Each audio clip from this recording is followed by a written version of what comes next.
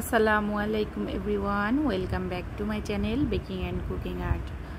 আমরা অনেকেই অনেকভাবে কেক মেকিং করে থাকি। অনেকের কেক স্পঞ্জ কেকটা মূলত ভালো হয়, অনেকেরটা চুপসে যায়। এই জন্য মূলত আপনাদের জন্য স্পঞ্জ কেকের বেস থেকে শুরু করে আমি ভিডিওটা আপলোড করার চেষ্টা করেছি। আমি এর আগের ভিডিওতে দিয়েছি স্পঞ্জ কেক কিভাবে মেকিং করতে হয়। আগের ভিডিওতে স্পঞ্জ কেকটি মূলত ছিল ম্যাঙ্গো স্পঞ্জ কেক।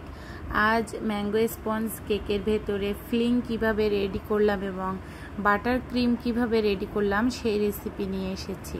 আমরা এখানে কিছুটা পরিমাণ আম নিয়েছি কিউব করে কেটে। মিষ্টি অনুযায়ী আপনারা চিনিটা অ্যাড করবেন। এখানে যেহেতু আমগুলো মিষ্টি আছে বেশি, এজন্য আমি আমার পছন্দ মতো চিনিটা অ্যাড করেছি। তারপর এখানে হাফ কাপের মতো চিনি অ্যাড করে দিয়েছি আমি। তারপর আমরা এখানে দারুচিনি দিয়েছি 2টা। এটা অপশনাল, আপনারা চাইলে দিতে পারেন, না চাইলে নাও দিতে পারেন। তারপর এটাকে অল্প কিছু সময় জাল করলে দেখবেন যে এভাবে থকথকে হয়ে আসবে। কিছুটা আম একটু বড় বড় থাকবে, কিছুটা আম গলে গলে যাবে। সে পর্যায়ে আপনারা নামিয়ে নিতে পারেন। তারপর ফিলিংটা রেডি হয়ে যাবে। ঠান্ডা হলে এটা আরও বেশি ঘন হয়ে আসবে। তারপর আমরা নামানোর আগে একটু বাটার দিয়ে দিয়েছি। আপনারা চাইলে এই বাটারটা প্রথমে হিট করে বাটারটা মেল্ট হয়ে গেলে তারপর আম এবং চিনিটা দিতে পারেন, সেক্ষেত্রেও আপনাদের টেস্টটা ভালো আসবে। অল্প 1 চিমটি মতো লবণ দিয়েছি, আমের যে টেস্ট সেটা ব্যালেন্স করার জন্য।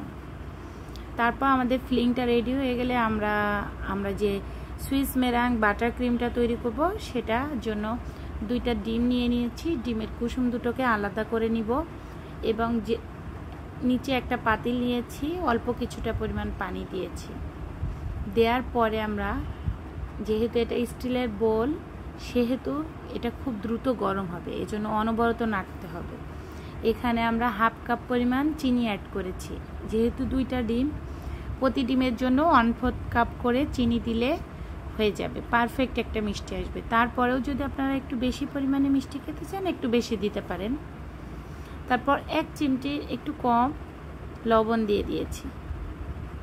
তারপর এটাকে নেড়েচেড়ে একটু ঠান্ডা করে আমি বিটার দিয়ে বিট করে নিচ্ছি। এটা বিটার দিয়ে বিট করতে করতে এমন পর্যায়ে চলে আসবে যে সফট পিকে চলে আসবে। যখন প্রপারলি ম্যারাংটা রেডি হয়ে যাবে তখন আমরা এখানে ছোট ছোট করে কেটে রাখছি যে বাটারগুলা, অবশ্যই চিল্ড হতে হবে, বাটারটা অনেক ঠান্ডা হতে হবে। তারপর অল্প অল্প করে ধাপে ধাপে অ্যাড করে করে আমরা ক্রিমটার সাথে দিয়ে দিব, ডিমের ম্যারাঙের সাথে দিয়ে দিব। দিয়ে যখন দেখবেন যে ডিমের ম্যারাংটা পানি পানি হয়ে গেছে, কেমন হয়ে গেছে, ভয় পাওয়ার কোনো কারণ নাই। এটার নিচে আপনারা চাইলে বরফ ঠান্ডা পানি দিয়েও বিট করতে পারেন বোলের নিচে, সেক্ষেত্রে বাটার ক্রিমটা দ্রুত হয়ে যাবে, দ্রুত বাটার ক্রিমটা রেডি হয়ে যাবে। তারপর আমাদের ম্যাঙ্গো স্পঞ্জ কেকটা লেয়ার করে কেটে নিয়েছি 3 ভাগে।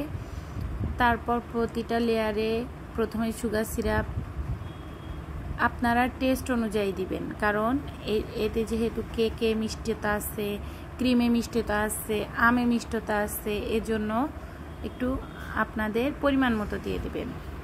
প্রথমে সুগার সিরাপ দিয়ে দিয়েছি, তারপর আমরা একটা ক্রিমের লেয়ার দিয়েছি, তারপর ম্যাঙ্গো ফিলিং যেটা তৈরি করেছিলাম সেটার লেয়ার দিয়েছি। তারপরে আমরা বাকি ক্রিমটা দিয়ে উপরে ঝটপট একটা ডেকোরেশন করে নিয়েছি। জাস্ট এটা বাসায় বাচ্চারা খাবে, এজন্য। আরও বেশি সময় নিয়ে কাজটা করলে ভালো হতো। মাঝে মাঝে এরকম ঝটপট কেক ডেকোরেশনের ভিডিও আপলোড করব। আজ এ পর্যন্তই, সবাই ভালো থাকবে।